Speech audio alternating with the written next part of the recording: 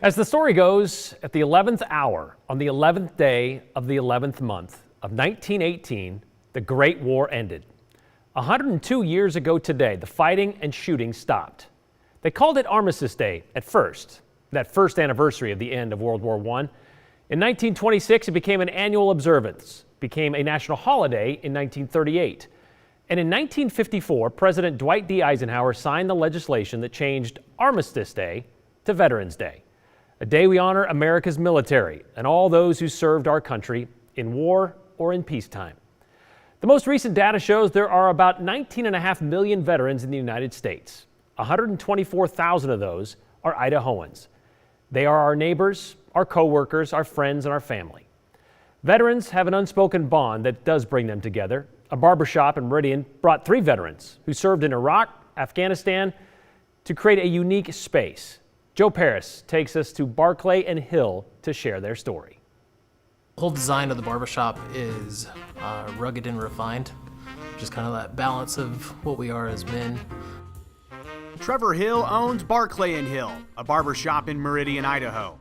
He tried to open a shop like this a decade ago, but had a tough time getting it going. So I kind of refer to that as my failure and my success, because that led to then being able to do this. Hill enlisted in the Army in 1999, then later transferred to the Marine Corps, serving until 2005. Years later, the values in this shop, which made it a success, reflect his military career. I would say that there's maybe a little bit of a sense of pride of just being able to have served my country and then transition into now serving people in a different capacity. As many veterans know, that transition can be tough. You get out of the military and your rank and your medals, none of that really matters anymore. So you kind of have a little bit of an identity crisis. So then you go through this whole process of, not reinventing yourself, but kind of finding who you were before you got out. That journey is something Hill shares with his coworkers. All 3 barbers here are military veterans. So I was in the Marine Corps for 11 and a half years. I did supply administration, did a few deployments doing that, and then I was a combat instructor. So I taught infantry skills to non-infantry Marines. Brandon Wilson says a lot of the tools from his military days, rocket launchers, grenades, weapons systems, are definitely a change of pace from his current collection.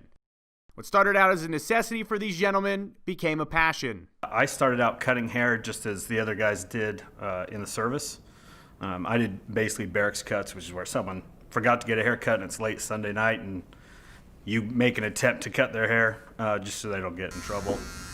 I had an old Vietnam barber box, with the clippers that you used with your hand, and it'd pull hair like, I think it pulled more hair than it cut. Stephen Van Doren joined the Army in 2005 and still serves with the National Guard. Working alongside other veterans comes with an unspoken understanding. When you know you're in the presence of people with similar experiences, you feel safe. There's just kind of that commonality of core values, honor, courage, commitment, respect, and just a certain level of trust. The name of the shop is a tribute to the man that helped mentor Trevor Hill, a man named Stu Barclay. In a way of paying homage to my father-in-law, who is also a veteran and served in Vietnam as a Navy fighter pilot, I decided to name the barbershop Barclay and Hill. From the name down to every detail inside, the trio agrees the shop brings back great memories. Most veterans miss the camaraderie. They don't miss the day-to-day nonsense so much, but definitely, shooting the crap with your friends, having a good time, giving each other a hard time, busting each other up is something that Saturdays get pretty wild around here. That bond is not exclusive to just the barbers here. Yeah, we have a lot of veterans that come in here from all branches of service. It's always about service. When I get a old-time vet, from Vietnam or who served before me, you talk about, what they went through and what their experience was like, and you're like, man, how crazy was that? It's nice to be able to instantly relate to someone, and especially when they feel like they're remembering stories that they haven't talked about in a while. That's my favorite time, being around other veterans, is there's a lot of things you don't remember because you either block it out for one reason or another, and then you remember, no, that was actually pretty funny. That wasn't such a bad time. It just sucked at the time.